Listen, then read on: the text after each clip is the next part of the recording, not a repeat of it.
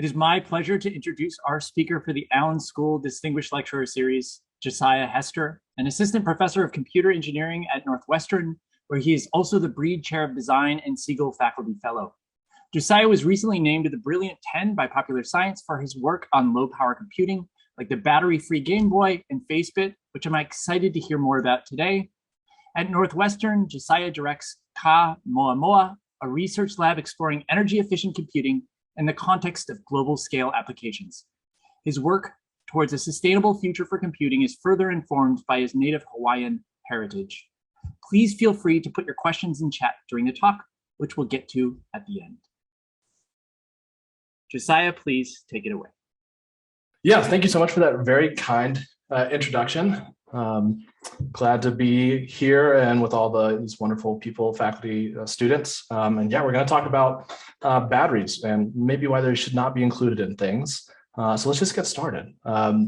So the goal of kind of the talk today is really to tell you about what have we been up to lately at Ka Moamoa, and then I want to really talk about how I can convince you to join in on the sustainable computing, battery-free Internet of Things revolution, right? So I'm not going to use that lightly either. We're going to kind of delve into some of the interesting computer systems, HCI problems we encounter.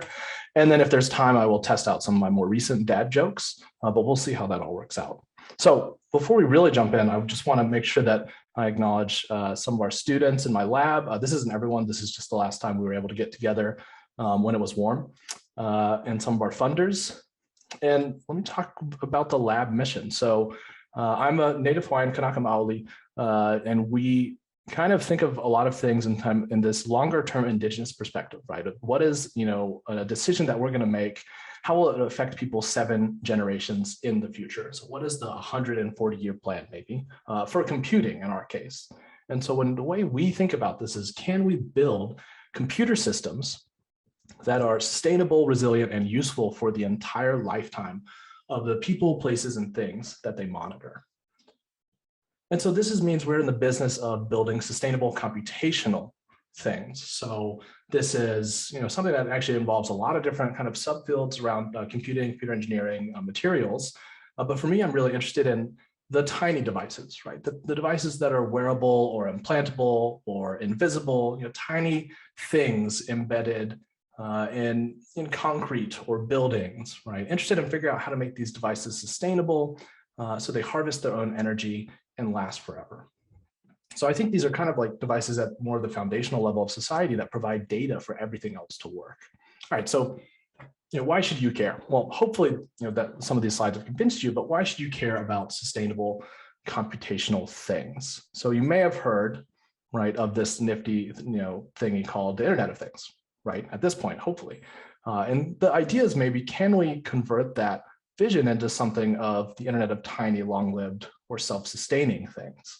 And maybe this is like where you've seen a lot of IoT, right? So whenever I teach my class on Internet of Things applications, I throw up this slide to kind of capture, the top 10 things you get when you type in smart device in Google, right, after the Alexa. And so these are kind of, consumer gizmos, maybe a little bit ridiculous in some cases. The egg minder, a favorite example to pick on. No offense if you have one, maybe a little bit of offense. But the idea is you get this egg minder, you put it in your fridge, you take out a carton of eggs, you put them one by one in the egg minder, you download an app, sacrifice a little personal data, no big deal. And then you get updates on if you're about to run out of eggs. Useful or absurd, who knows? The iPotty, before I was a parent, I thought that this might not be the best idea. Now I'm wondering if it is a good idea to have this potty with an iPad on top of it. But this isn't what we really wanted or think that the Internet of Things should be, right?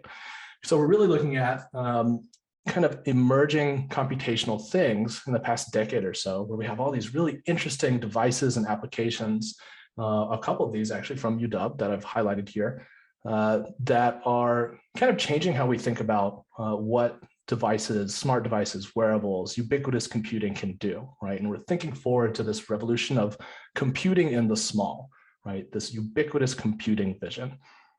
So it's important, though, to think about how this happened and where we're kind of heading, because that motivates a lot of the talk that I'm going to give. So kind of a corollary, I think, to Moore's law is this Bell's law of computer classes, right? So every decade we have a new class of computer. This is according to the law that kind of satisfies a different, fills a different gap, or has a new base of users. So in this case, we went from one computer for a giant company to one computer per household. Now we have one computer per person, and eventually we're going into this place where we could have thousands of little tiny smart sensors and computers per person. And if our goal is an internet of long-lived, sustainable, low-maintenance things, well, this global model we have is maybe not headed in the right direction, right? Research labs have predicted, and we've often had these slides right at the beginning of a lot of our talks, we're going to have trillions of tiny sensing devices in the near future, hundreds to thousands of sensors or devices per person on Earth, right? So like every label on a piece of food item, right? Every square foot of paint, right, could have a sensor of some type in it. So this is a world where we could have 1 trillion connected devices, even recently talked up, I would say, maybe hyped up by CEOs of big tech companies. So this could be a big problem, right? We have these self-fulfilling prophecies that we strive for. And when I see that trillion number, I definitely think of 1 trillion problems. So maybe even an intrinsic problem with this IoT vision. Because this trillion problems ends up being 1 trillion batteries, right? Batteries, even rechargeables, are not really a feasible way to power 1 trillion connected devices. So this talk is what I think is the future of sensing, future of the Internet of Things, right? And maybe part of the future of computing. So this is a future where we hope devices are small and cheap, and they're useful for the entire lifetime of the things they monitor. So that means these devices have to leave their batteries in the lab, right? Because batteries wear out, they're expensive, they're bulky. Replacing or recycling the number of batteries needed to power the next 1 trillion devices or sensors is just not feasible and is really environmentally irresponsible. All right, so what's the alternative? So no batteries, no problem, right? We got energy harvesting. Well, maybe not quite. So we have energy harvesting replacements, maybe. We can use solar, RF, interaction power, thermal, kinetic motion, even like soil things, like all kinds of stuff that could maybe generate energy that we could then use to power computation, inference, communication, and sensing. And then we store this in tiny capacitors that are much more simple, much more hardy, and in much, much, much larger numbers compared to batteries. Of course, and I have to get out the phone for the demonstration. If you think of the battery of my phone as the mass in this elephant, and compare that to the energy stored in a capacitor, that's like the mass difference between the African elephant and this ant, right? So that means that we have devices with so little energy storage that supply voltages, which are normally stable, clean, they become very erratic. We have power failures as common events. And so this is the intermittent computing model, transient computing model, which complicates everything from design to testing to deployment. So if I explain this is when you look at a kind of an execution of an energy harvesting batteryless device, there's this sawtooth pattern. Harvesting energy for a relatively long time, short execution in the blue in this figure, followed by a power failure when the supply falls below the processor's operating voltage. So once this power failure happens, your clock's gone, contents of RAM and other volatile memory like registers and stack are all reset. So eventually, once enough energy has been harvested, this program will start back at main. So these problems of energy harvesting and intermittent computing cause a lot of grief. And I can personally attest to this because this is my PhD and trying to figure out how to get things to stop turning off, right? That should have just been the title. It made us rethink everything, right, from ground up on these computing systems. And so the idea, though, is we want this future of computing to have fewer batteries, be maintenance-free, and be programmable by everyone. But of course, we have to rethink everything.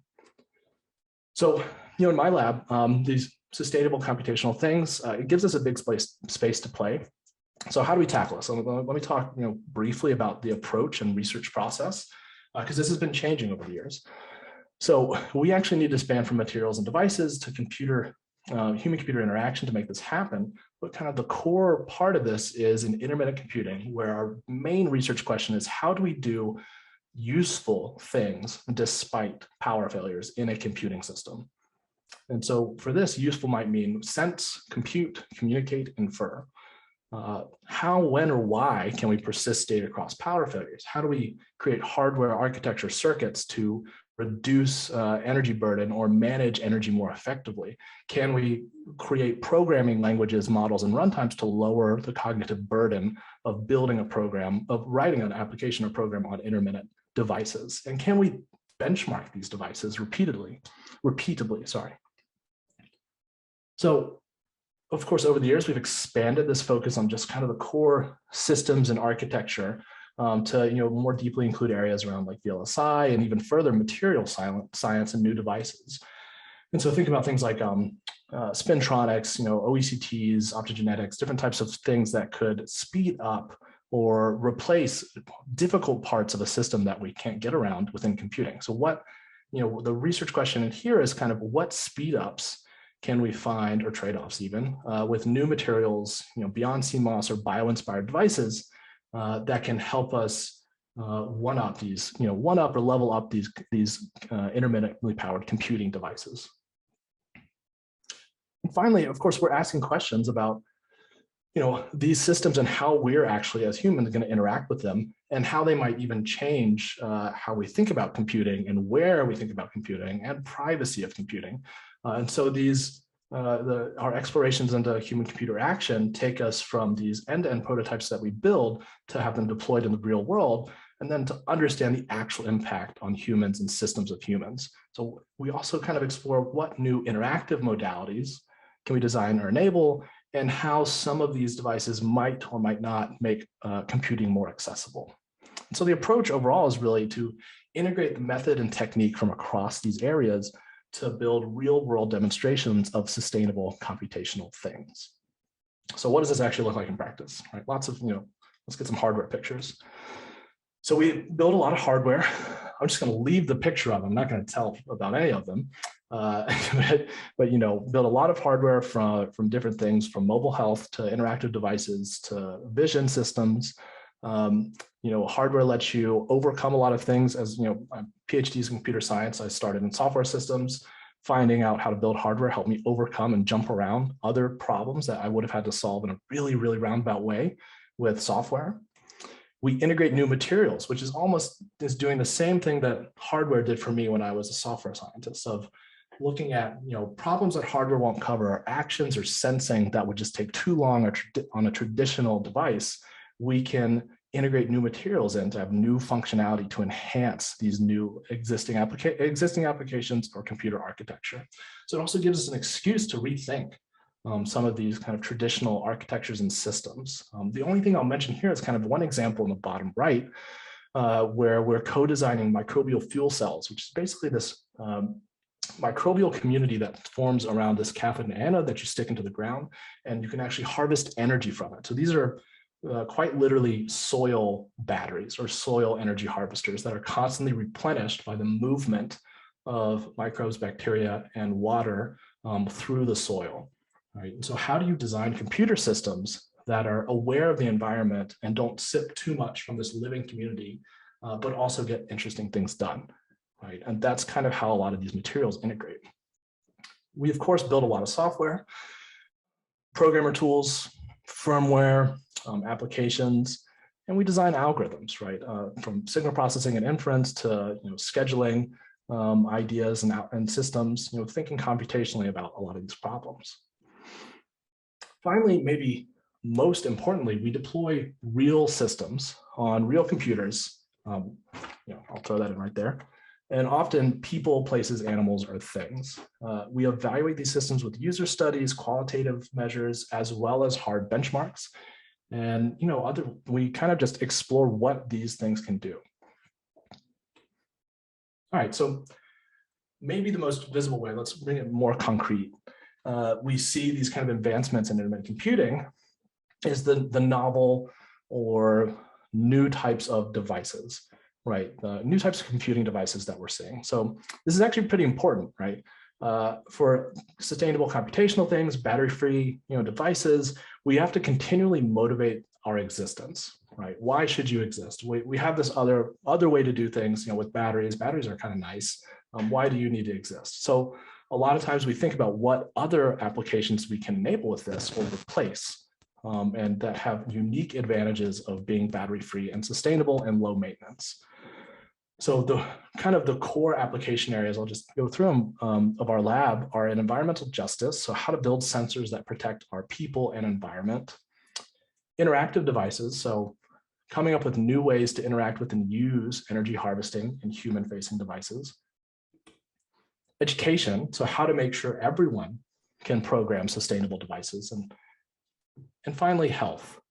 So how can we build zero burden, or at least near zero burden, mobile health devices? So all of these are application areas where we take the advancements that we have figured out in intermittent computing to enable computation to run and put them into these new proofs by demonstration that these devices are useful. So today I'll talk about 3 applications in their relation to sustainable computational things. Environmental justice is threaded throughout. We have a lot of really fun ongoing work there that's taken me to some really cool places and seen some really cool things, but today we'll just kind of talk about these 3 applications. And just to give more of a preview, right, we'll talk about the battery-free Game Boy, of course, which will extend discussions around intermittent computing checkpointing techniques. We'll, time permitting, talk about the Smart Face Mask platform, which was just released and has been in the news a lot lately. Harvest energy from breath to augment lifetime of a device. And then I'll close with how we modified one of the more popular physical computing education platforms, Microsoft's MakeCode, to work with intermittently powered energy harvesting devices. And 2, and this is kind of the key part, support culturally revitalizing curriculum for Native Hawaiian students. And for those of you that want to know, this did just turn on under the light. So cool, it's still working. I haven't played it in a while. But first, let's talk intermittent computing. So the thing about intermittent computing is we need to go a little bit more in depth to understand some of the boundaries that we're seeing and make the connection from these devices to our fundamental kind of computer science problems we need to solve. Because only then can we jump in to see like, oh, okay, now we can apply these systems to build cool, critical, impactful applications. So from theory to practice is where I'm going to try and take you. So let's kind of review this again. You have your sawtooth pattern, right? This is from energy harvesting, batteryless. You kind of harvest energy, short burst of execution, power failure of unknown length, and then you begin again. And so the whole process of intermittent computing is how do you string together these resurrections, right? Reconstruct the state of your last kind of attempt through, and then string this all together to do something useful. Because most likely you're not going to be able to accomplish the thing you wanted with a single, within a single kind of time of being on, okay? So lots of problems. I mean, so many problems in energy hardware circuits that you run into. Our lab has explored, but a bunch of other places have also explored. I'll just kind of talk about a few things that we've seen in hardware as just background to give you kind of the giganticness of this problem, I would say. But we've looked at how we can keep track of energy and reduce power failures using custom hardware. So this is thinking about reducing that tragedy of the commons, where if I have a single capacitor or energy store, that means that anything, any task or application or sensor can deplete it, thereby killing all the other tasks. So can we separate physically energy stores? Because we're using capacitors now, they're cheap and plentiful. Maybe it was not feasible to do this with batteries, but with capacitors, why not? Separate energy stores to reduce this tragedy of the commons, or coulombs, if you will, to make our applications have less of a chance to die, which gives more energy to be used for the user or the task. We've also explored how to keep track of time. So, usually clocks, like that's one of your most reliable things, or it's supposed to be a reliable thing in a computer. Well, of course, intermittent computing puts that on its head, because when you die, you lose your sense of time, which is caught, saved in a register. If you had the forethought to maybe have a real-time clock with a little capacitor on it, maybe you get a little extra time, but eventually that too will go away. And so this was an exploration into, can we use remanence decay of external capacitors that we can kind of tune to different lengths to give us an idea of how much time had elapsed between our executions. So basically, when I come back on, I fill up the bucket of water, the capacitor, very tiny. It is discharging, it's leaking through a known resistance. And then when I turn back on, if I know the level, the voltage or the level of that bucket, I know how much time has elapsed. And of course, we've kind of built things to figure out, okay, energy harvesting is weird, right? It's unpredictable. I mean, solar is unpredictable. If you go into RF or other things, it gets much worse. Like, how can we kind of make this more repeatable? And can we emulate energy harvesting situations without actually having to go out and like sit, in the middle of the field and wait for a specific thing to happen? So those are kind of things that have enabled us to get here. But the thing that I want to talk about mostly today is programming for batteryless. And so with programming for batteryless devices, let's kind of think of what it looks like going from the hardware voltage to actually what it looks like when you're executing code. All right, so let's look at this from the program perspective. So here's a kind of a current way of writing programs. Here's some pseudocode for just very simple sensing, greenhouse monitoring application, right? Temperature, light, moisture, calculate those, calculate the leaf wetness, get it using some model. The model doesn't matter. We store the data, we send that to the base station, a device sleeps for a second. So that's what we would do for a battery powered device. And of course, this is how the code would execute, right? Each instruction follows the one after. Of course, with intermittent computing, we can be interrupted at any point between two lines of code. So this reboot can happen at any time, clears volatile memory, and returns us to the top of main. So because of this, we may not actually get any work done. Okay, so obviously, let's checkpoint, right? So we can use a checkpointing system to make sure we're always making progress, right? That way we're not wasting energy and never getting tasks done. So with the same program, right before the power failure, we checkpoint the program state. Let's leave that open, what that state is. And when the device turns back on, the program just picks up from where it left off. Of course, that's a very kind of simplified view of what is actually happening. There's a bunch of decisions and lots of ASPOS and PLDI papers and kind of deciding what do we checkpoint and when do we checkpoint. But let's go back and remember kind of our constraints though. We have limitations on what might be possible because of energy harvesting and intermittent computing. So what we've been using for the past decade or so, right, are these MSP430 microcontrollers.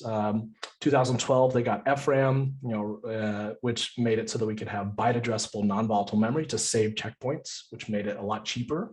But they're mixed memory volatility, right? So you have small amounts of memory, you're pretty slow, right? Compute tens of megahertz tops. You have some heterogeneity in the hardware that you have to kind of account for. And you have these two types of memories that you can use with various differences in write speeds, read speeds, and energy cost. But the key part is one of them is volatile and the other is non-volatile, and then low harvesting currents. So how do you solve all of the kind of problems of intermittent computing under these very difficult constraints? So the big one that we want to talk about right now is what to checkpoint. All right, so you saw that previous program. And within that, right, when we inserted that checkpoint, well, what do we want to checkpoint? Do we want to checkpoint all of our memory? That was tried. We've done that before. It's slow. You need to make sure you have enough energy in your capacitor to support that large of a checkpoint. That's going to reduce the amount of energy that can be used to do user tasks. And that's actually one of the main reasons we keep pushing different checkpoints to not have to save everything, right? Basically, this approach is take my entire block of volatile memory and just dump it, right, into something non-volatile that'll last past this next power failure. Then restore that whole thing. That's just going to wreck you. All right, so let's think of maybe something more interesting. Can we use instrumentation transformations, compiler level things, or even runtime monitoring to look at the different things that are essential to checkpoint? Are there variables that are changing registers that we need? Can we skip, data structures that are just not doing anything maybe? And this is what we explored in one of our papers on ASPLOS. Or should we turn this on the other way? Should we let the programmer do it? Let the programmer do it, or just require the programmer to do it via task graphs, right? So they kind of set the boundaries of what we should checkpoint, and they tell us what they want to do. And so we looked at this as well, but of course, while this may have the advantage of low overhead, because you have a programmer very specifically saying, this is the important bit and this bit, it requires a lot of custom designed and tailored tasks, and you can't just take some legacy program and make it work here. And then, okay, what if you only checkpoint things that change? Well, of course, now you have to overcome the problem of, okay, how do I identify what's changed? I'm actually going to leave this as a tease because we're going to talk about this more when we talk about the Game Boy. But the second question is, in making these systems work on intermittent power, is when or where in the code should my system do a checkpoint? So should we wait for the voltage on the capacitor to get almost to death, like just before death, boom, we pull in a checkpoint? Risky. What if we don't have enough energy to checkpoint?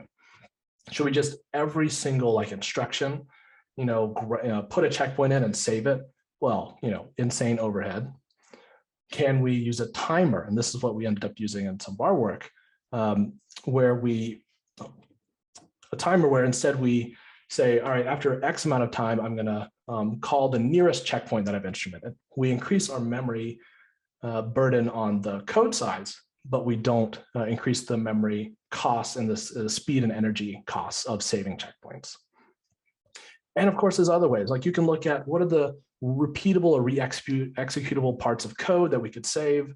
But all of this means that you have to watch out for things like timing violations, inconsistent things in memory. It kind of becomes a mess, but we've kind of got through a lot of this. We have this arsenal of techniques to handle failure, to have us make fairly efficient programs that can run through lots of power failures, keep their time, not spend too much time checkpointing, right? So how can we then, now that we have these techniques, apply these interesting advances to new problems and build impactful computer systems? How can we show that intermittent computing devices can be useful? So both in terms of this presentation right now and also the directions in my lab in the field, I think the pendulum is now swinging from these foundational systems and architecture into mapping these advances into new applications that they might enable. So really beginning to justify why sustainable computational things should exist. But I think also the cool part, one of the cool parts, is that the pendulum swings back. We can learn about new problems from these applications that we need to solve within the intermittent computing domain. So we have this pendulum back and forth between foundations and applications that keeps us constantly entertained, but also lets us build things that matter to society. So we justify our existence, make fun things, solve real hard computing problems, best of both worlds. So hopefully you'll believe me after we kind of go through these impactful applications. So here's kind of our methods to probe deeper into these questions. And of course, we're going to talk about interactive devices with the Game Boy first, and then we'll go into health maybe if we have time, and education. So let's talk about the Game Boy. Oh, and it just gave me a game over. I don't think I'm going to be able to, it might be hard to demo. It's pretty dark here. But yeah, so we had a crazy idea. We wanted to demonstrate that you could do some serious computation on a battery-free device, right? Well, why exactly, right? Well, I think part of this came from just a somewhat of a frustration with okay, we're building cool, passive devices that are doing things. We're showing really interesting demonstrations about through wireless, a lot of that came from here at UW that can do fun stuff. What about the computation? Are we getting left behind here? And part of this was to say, let's make intermittent computing and sustainable computing really in your face. What's something hard to do? Let's build some type of design provocation that can get people to care about how these devices should be built in the future. And there's other reasons, right? I mean, gaming is nostalgia. The Game Boy came out in 1989. Me too. Coincidence? I think not. Love the Game Boy. So we really thought, well, can we build the first fun battery-free device? Can we make computing anytime and everywhere for these sustainable devices? And then of course, gaming has impact. All right, I think this is undeniable at this point. And so we knew that if we could build something that could be interesting and a proof of concept of this whole idea, that we could potentially have an impact. So here's it's playing. So of course we built this, during the pandemic. And this is me in the backyard with some sunlight, Chicago sunlight. So, it's not as bright. And so we're seeing how the Tetronimos, I'm kind of moving them around. I'm doing a terrible job. It's hard to film and also play a game, especially when it's turning off, right? But you can kind of see the Tetronimos stopping. We get a power failure, we come back down to the same place, instant save game. Of course, realizing that, right, this meant overcoming a lot of interesting systems challenges that were fun. And, if you ever want to talk about Game Boy Arcana and lore, I'm here, right? We could do that after the talk. So why is this hard? Well, of course, unpredictable energy harvesting. How can you make sure that you have the energy to do the thing, right? Sunlight is unpredictable when you're a mobile device. Okay, so we can't just rely on solar. We want to be able to play any game. I want to be able to take any cartridge and put it in and just go. So that means we can't just make like a Mario clone. No, it has to be purest, real Game Boy. All right, but can we do both of those things and actually match performance and frame rate of the original? And will it be fun? I mean, power failures are kind of annoying, right? That's the whole thing. So of course, solutions here were, we decided to augment solar panels around the device itself, facing up, since you'd most likely be playing in light, with buttons that generated energy, right? So now you have gamer action, which is mapped very nicely to the generation. So the more button presses you get, the more energy we get. So if you're playing something like Street Fighter, where you're just going crazy, we are A+ okay. To make any game possible, we have to emulate the original 8-bit ZL1, 8051-ish CPU. And by emulate, I mean, basically we interpret the original machine code that's in the ROMs into instructions and then execute them, changing memory and stack, PC registers and things like that. So it's basically just a big fat switch case statement. You get a different kind of instruction, you execute it, and you pretend just exactly like you are basically a software version of the hardware itself. So this means that we can play any game.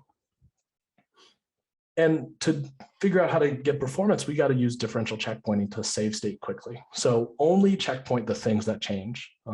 Since a lot of these games use similar libraries, we don't see the code, obviously, so we can't parse or compile or transform the code. We only see the machine instructions. So how can we do differential checkpointing in an emulator? And no one ever did an emulator on intermittent computing, because why would you, right? And was it fun? So I think that it is actually fun. I mean, it does add a kind of another extra bit of sauce on top of that. But kind of how can you add energy harvesting and interactivity? But it was fun. And I just saw Josh's question. I won't be able to answer all of them in line, but this is not too bad. So we took an existing ZL1 emulator and then rewrote parts of it. So thankfully we didn't have to painstakingly write out, I think it was 60, 70 switch case statements. We had like 40, but then the person left it incomplete. And then they did some kind of weird decisions on like how to handle frame buffers. So it was an engineering challenge, but thankfully it wasn't completely from scratch. Thanks. And so what are we seeing exactly, right? So we'll just go over this real quick, but we got the Game Boy, and we turn it on, we get some light, we get our Tetronimos going, we get up to a power failure, it saves state. We detect that kind of low voltage on the capacitor storing the energy, save our state, differential state. We restore that state when we come back after going above the system on voltage, continue to play, button presses, kind of, while they don't completely keep us from turning off, they make our curve of decay less steep, right? So we can extend play. Then eventually we experience another power failure, we keep going. So how did this actually happen, right? read the paper or send comments for like more questions on the hardware. But basically, we use like state-of-the-art commercial off-the-shelf stuff, Ambiq Apollo, SoC, running at like 4 microamps a megahertz, 96 megahertz clock. So the original ZL1 was running at 4.126 megahertz. You do what you got to do to make the emulator work. Even with that thing humming, we were barely able to keep the frame rate it was about 30% slower, right? The other kind of thing we hacked was you were not allowed to hold buttons. So if you think of Mario, you can't hold the B button to run, and you can't hold the D-pad. You have to keep pressing the D-pad, and you'll see Mario go doop, doop, doop, doop, doop, doop, doop, like that, because we wanted more clicks, right? More clicks extend the battery lifetime. And we just made that decision for the players. So remember we talked about the when and where, right? So not all of our memory changes, how are we going to checkpoint? Not all of our memory changes between power failures, so it has a very high like temporal and spatial locality because these early programmers are using a lot of very similar tools. They're putting graphics, sprite memory in the same place, right? Standard Nintendo libraries. And so the memory is changing in fairly consistent ways. We can take advantage of that in a couple ways, right? So one, we can actually track memory read and writes pretty low burden because we wrote the emulator.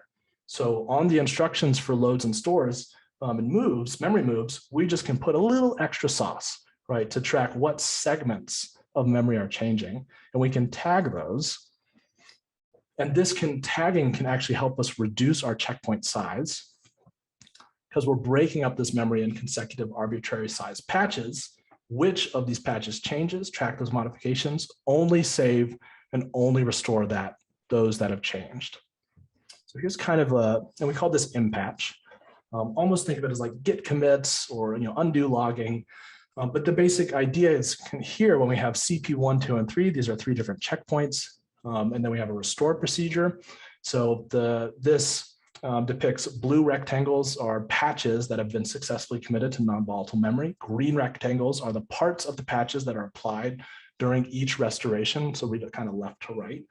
So in parts of CP1 and CP2 remain in the restoration of CP3. So CP3, or checkpoint 3, we don't have to restore as much of the memory to actually make this run. And this had some significant speed up actually for the 3 games we tried. All right, so a design provocation, did it work? I think so. We had a bunch of really good coverage. We had a bunch of, news articles talking about battery-free and energy harvesting computing. Mission accomplished in that sense. Got to actually have this kind of conversation sparked forward, but it's all based on these original kind of pushes, right, to get these devices out there. So I'll kind of skip around this, but you can kind of think of a lot of the different types of ways you could take this forward. You can go from anything that's interaction powered that could potentially be useful. And then of course, how can we think of more devices that intersect with joy? So I'm actually going to skip the FaceBit because I want to jump to the educational side. And FaceBit, we're getting a fair amount of coverage right now. It's basically a smart face mask insert that can harvest energy from breath, can figure out your respiration rate, your heart rate, and also a mechanism of mask fit. And it was inspired by clinical motivation, right? And I invite you definitely to check out different places in the paper that's come out. But let's really talk about now about how we can convert kind of the findings and things we've done with the Game Boy to figure out how everyone can participate in a battery-free future. So, this is kind of personal. Lithium and indigenous people, unfortunately, doesn't mix. So I guess it's in the DNA, I don't know. But it also becomes personal because, you're probably wondering why I'm wearing an Aloha shirt in the dead of winter in Chicago. So it's like 7 degrees outside right now. So I'm Native Hawaiian, grew up in the Southeast because of poverty, colonization, things like that. I definitely have a claim to Aloha y'all, right? That's something I can kind of say. And this is the Talby survey. And this is kind of the unfortunate part. So annual survey of all computing departments, ethnic breakdown of PhDs, and that's me right there. And so this is kind of, well, one, it's evidence every statistic has a name, Josiah. But this is kind of an unfortunate outcome of colonization and the overthrow of our kingdom a little over 100 years ago. And so this happened. Our language was banned from schools and the government. We were kind of pushed back quite a bit in achievement, but we've recently had this cultural renaissance where language is both being captured back again. It was almost extinct. We're speaking it now. And in 1987, we actually introduced Hawaiian language immersion schools, where most native Hawaiian speakers now go as children to learn the language and culture. And so everyone's fluent in Olelo, our language. They're taught culturally relevant, sustainability-focused curriculum, and it's all integrated with cultural landmarks. And so this is kind of a model for Indigenous education, but of course, computer science education is not really there. And so in a word, what we're trying to do is figure out how we can integrate computing, enable culturally revitalizing computing curriculum that is place-based and language first, and use this unifying theme of sustainability or Malama Aina as a pathway to teach computing. Because I don't want to just teach a skill. I want to support and push forward Hawaiian Renaissance, sovereignty, culture, autonomy, right? Computer science for the Kanaka, and sustainable computational things is actually Kanaka computing. So what do we actually have to do now? Well, and is this, how is this a computer science problem? Well, of course, here's our requirements. We can't have hardware if we want to do this. We need people to be able to program energy harvesting devices with a Chromebook. We need to make culturally relevant things. So can we retrofit something, in our case, Microsoft MakeCode, to provide a way to do physical computing without all this infrastructure burden? And so really the question is, from a systems perspective, reduce the barriers to intermittent computing to the point that fifth graders can program energy harvesting devices. And I'm going to kind of just skip around. What we ended up doing was taking an approach where basically any student can sit down, they can write a program in MakeCode. We introduce an IR transformation inside the compiler that's invisible to the user. They can plug an energy harvester into a microbit or other device that's supported by MakeCode, and they can deploy that. And it'll save state and transformations, but save state and continue to do useful function despite having power failures. And so, of course, this works by instrumenting the intermediate representation before we convert the actual AST and code into intermittent ARM thumb. So then we can support any language and any hardware output that MakeCode itself will support. It gets a little more complicated with kind of how we do a bunch of different transformations, but here's what we actually end up building, right? Things that are powered by a crank, activity monitors, even some things that can monitor like things like terrariums. We also built a crank-powered kind of water meter, right? And all of this is based on energy harvesting that can preserve your state automatically, even though you're coding in blocks. And so there are some of the blocks right here. There's your little pedometer, counting the number of shakes really, and turning off in between. Coming back with, and the USB is plugged into a solar panel, sorry, not into the desktop. And then this one's just fun because there's these little things you can get off Amazon, break them open, and they turn into nice little DC harvesters. So I can paint a screen with this little crank. So this turned into curriculum modules. We're working closely with teachers in Hawaii, and it ended up being that this type of connection of sustainability and revitalization to physical computing, batteryless energy harvesting physical computing, made possible via intermittent computing techniques, was a blast. So we had a bunch of students really interested in participating in it, and does all kinds of interesting possibilities for these futures. So that's kind of it. I mean, we're trying to move everyone towards being able to participate in this battery-free future. And before I kind of just give one final thoughts on closing, I just want to again point out all the students and staff that made this possible in the lab, all of our amazing collaborators that we work with to do a bunch of really fun and interesting things, and our funding sources and partners.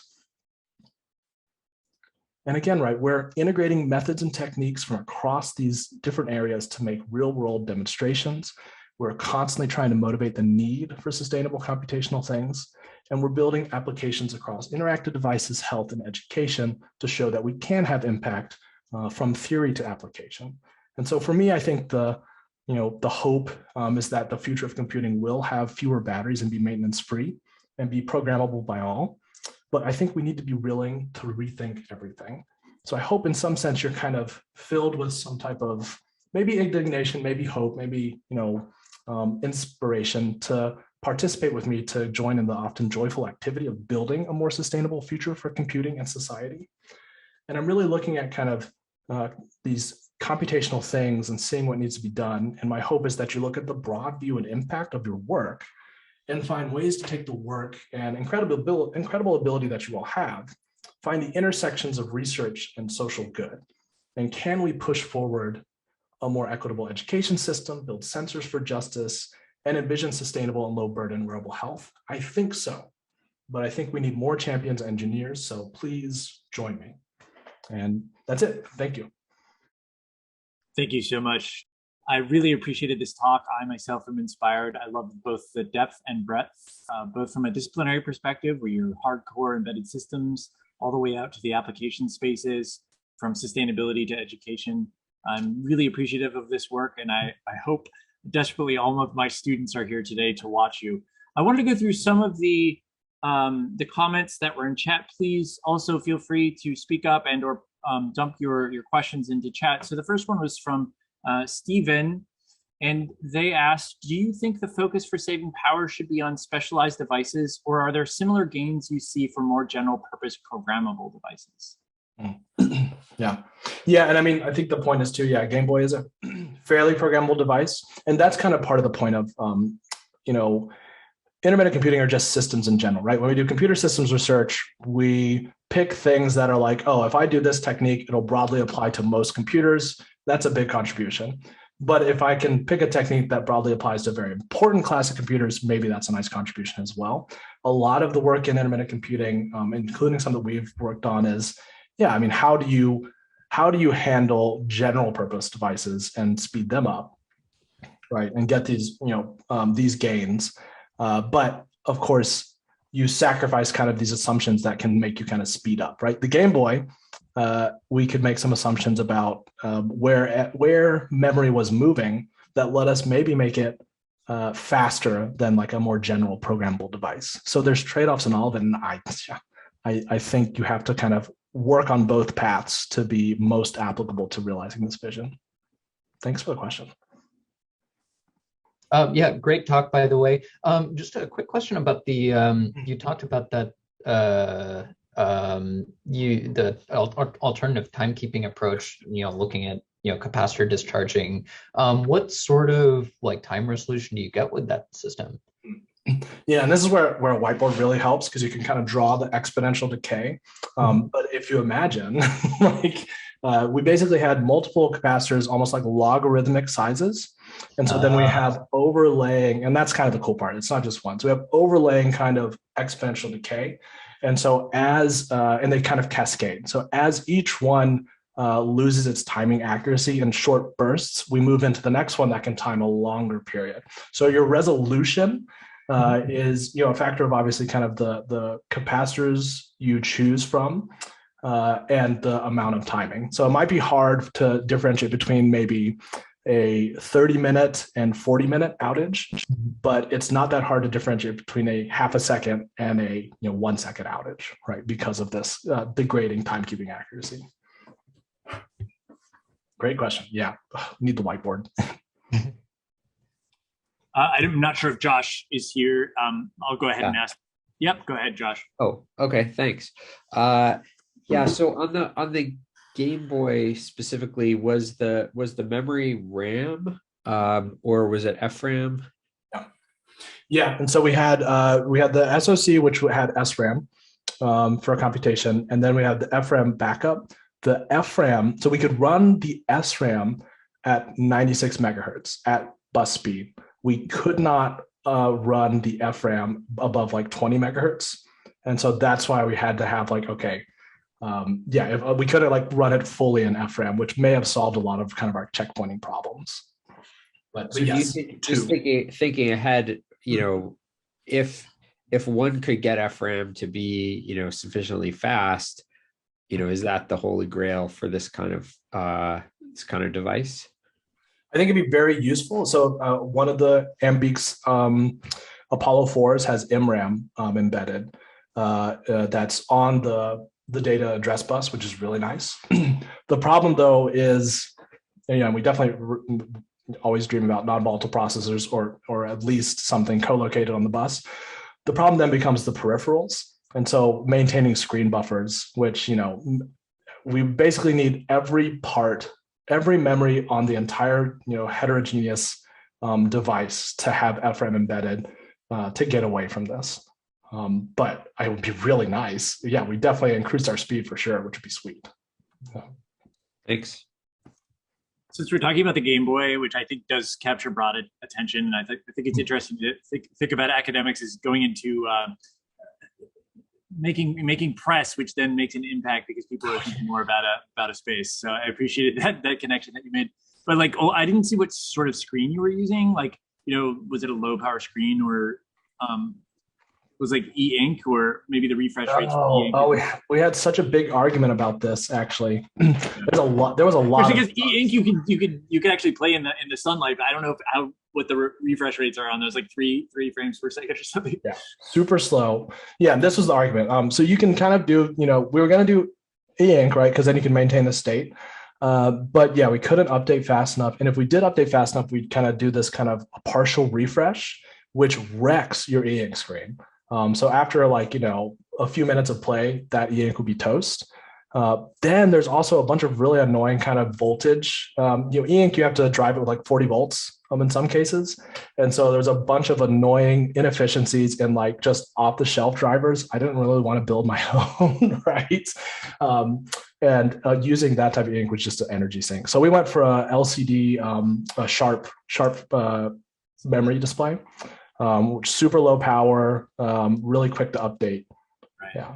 No, I think it's true. When you're doing these massive system type projects, you have to choose your battles because there's so much engineering overhead for each thing. Like when you were able to adopt some open source emulator for the Game Boy. There's another question in chat, and actually Stephen had followed up, but maybe we should go with Keddy first, or Kitty. So I just have a question about the checkpoint. So just by assuming that you need to kind of program or deploy the checkpoint based on the device, how do you usually kind of figure out when and where you need to deploy or program the checkpoint based on the, let's say, for a certain device? Yeah, and this is why you need like, a 3-hour talk. No, but this was my PhD. I'll put you to section 5 of my PhD. No, what we did with this, right, is you kind of want to, you have to decide basically, do you want the programmer to have any input on where checkpoints are placed? Because that's kind of a hard problem for them to figure out, right? It's like, okay, maybe checkpoint after this thing, because they'll make a decision of like, I want to do some sensing. I'm going to get 10 accelerometer samples and then average them. Okay, and then do a checkpoint, right? And you're like, okay, sure. What if I don't have enough energy to get 10? I can only get 5. Well, then I'm just going to never finish that task, right? And so that's why we've seen a lot of these automatic checkpointing things where that take just every approach imaginable. One approach is, I will, for example, for differential, I will just see when have I done enough things, right, that would not require me to save all of my state, all my memory to my non-volatile source, right? Or when have I gone far enough past the last checkpoint onto maybe a new section of code that is not repeatable, so there's no side effects. So if I saved it at this point, nothing bad would happen with memory consistency. Then maybe I'll checkpoint. Or maybe I do something like, if I get to a point in my code where I can make the smallest possible checkpoint, maybe I do that one, right? Just based on a code analysis. So a lot of this comes from kind of a pre-analysis of your code using like LLVM, looking at the intermediate representation of kind of compiler side, and then a little bit of tricks at runtime to see like, how bad are we doing? It gets really fun and really complicated fast, right? So I hope that answers your question, or at least gets you near it. Thank you. We might have time for one more question. I have another question, but we could, I think we're going to talk tomorrow, so you could take that. There's one about how you went from more of a software background to getting into hardware design. That might be something good to talk about right now. Thanks, Yeah. Vikram. That's great. Yeah, I can do that real fast. But yeah, I started making iPad apps basically, right? And part of this was just I saw what was possible to be done. So I was like, oh, this is cool. This can make me, supercharge both research and things. But then I was just straight up like, I'm going to watch every YouTube video on EEV blog, see what this guy's talking about. Like, what is bypass capacitance? Oh, wow. I never knew about this. This is so weird. I'm going to read every SparkFun tutorial. I was lucky to have an advisor that was like, hey, can I get like, the $100, $200 of SparkFun stuff? And they were like, yes, right. Go nuts. I honestly, part of it, like I was making PCBs that were kind of stupid in some way. I was making very poor choices with ground planes and widths and like right angles, but they worked well enough and they helped me kind of learn. And so really it was just being kind of a space where I could play around and experiment, where I could look at a lot of YouTube videos, and just like the little tiny things you can build that work at first really get you excited and going, right? And this is probably true for like all the people with their videos on right now, right? It's just like these little checkpoints of cool devices. You just kind of keep trying to level up and one up yourself. And it's also available online. It was fun. So I would definitely encourage you to do it basically, but I'm biased. Okay, so SparkFun is the tutorial you recommend. Well, okay. Adafruit's great too. It just depends. SparkFun is more hardware oriented for me. Okay. And that was kind of what. Yeah, I'm the one who asked. My background is compilers, and increasingly I find I have to know how the devices themselves are designed. Compilers is a great background to bring to hardware. I will say that. All right. For sure. Thank you. I really appreciate it. Yeah, Adafruit is. I mean, I love Adafruit too. As do I. And with that, I want to thank you, Josiah, for joining us today. So it's really our pleasure to host you within the Allen School. Since part of your talk talked about the pendulum between basic research and applied research, I thought I might point out a book from my former colleague, Ben Schneiderman, who has a book on sort of research processes and scientific breakthroughs, which looks specifically at this pendulum. So I thought both you would be interested in, Josiah, as well as the audience today. So I just put that in chat. It's called the New ABCs of Research.